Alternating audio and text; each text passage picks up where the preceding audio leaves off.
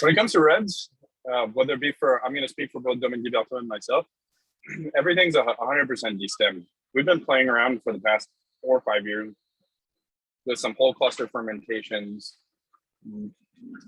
What some winemakers are trying, where you do half whole cluster, half everything being destemmed. Been playing around with that. Nothing in terms of how our palates are, what we like, is really conclusive so far on full cluster or semi full cluster. So when everything's being destemmed, fermentations are taking place mostly in concrete, and whether it be for Domaine, Guiberteau, or for myself, we're going with infusion type maceration, so not looking to extract via pump overs, tissage, délestage. We're wanting it to be really soft. Cabernet Franc, you have to understand, is that tannin's going to come out really, really quick. And if the tannin's not handled in a really delicate way, it's going to be dry. It's going to be, I find you're going to extract a lot of this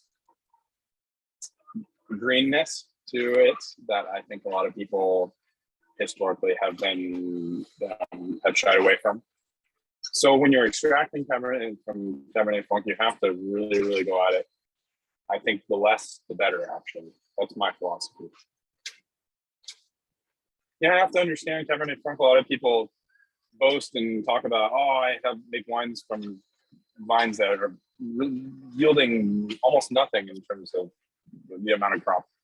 I'm not a big supporter of that, because if you're holding back Cabernet Franc too much, you're going to have wines that are so concentrated. There's going to be so much sugar content that you're going to be making Cabernet Franc that's going to quickly get up to 13.5, 14% alcohol.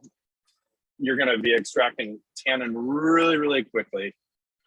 And your mid palate and finish of that wine is just going to be hard. It's going to have to go through at least 2 to 3 years in barrel before being able to be bottled, and then you're gonna have to wait for many years before drinking.